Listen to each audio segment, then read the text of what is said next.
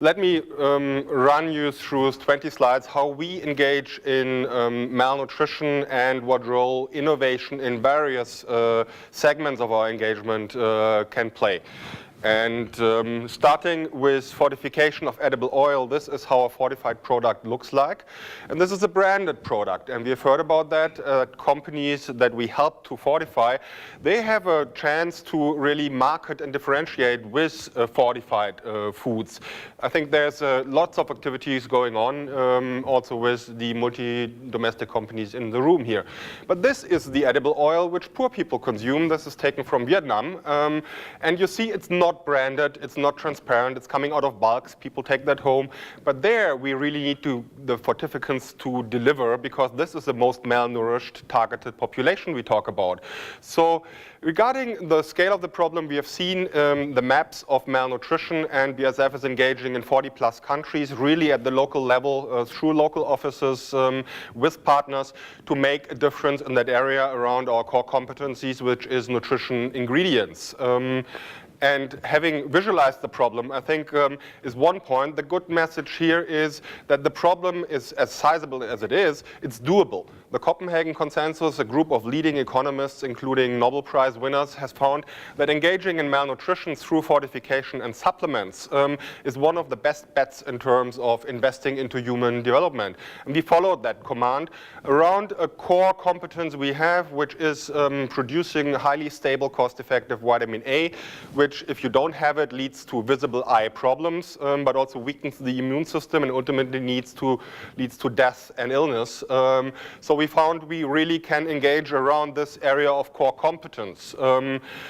We have to say that fortification is only one means of engaging. Supplementation, that is soft gel capsules, which is administered to children in high-need areas, is an area where we engage with UNICEF very much. Whereas dietary diversification, I think we have heard a lot about today what companies can do in terms of producing better foods and educating producers to consume them. Staple foods, which are part of the problem, because if people just eat flour, I mean, they lack the nutrients they have to intake, is a good vehicle to really reach to the most disadvantaged at a large scale at the country level. And we really try to make our contribution in a multifold way with multiple partners to make a difference there. Beside of the product, which is key, we know about processing a little bit, how to bring the ingredients into those foods, how to test them, how to make them stable, how to make them still available if the consumer consumes it and not just at the point of processing.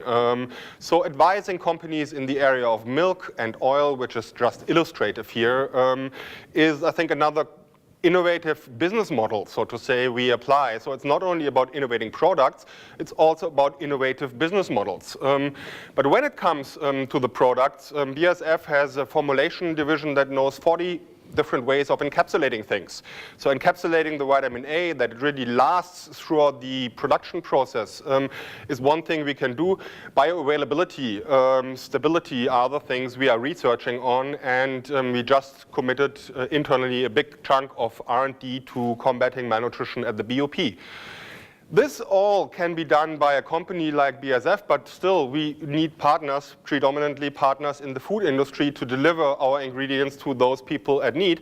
But we also need partnerships of public interest organizations to really, for example, shape the frameworks where food companies can deliver those foods. And that's where I see a big source of innovation within BASF, to make us travel around the world and help companies with analytics, with technical training, with production advice.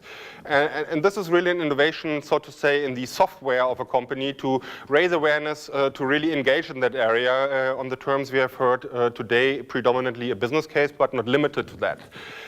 If you really want to make a difference and you take it serious, you see here that the base of the pyramid and the different market segments in oil, and you see packaged food, you see kind of pouches, and you see this loose food.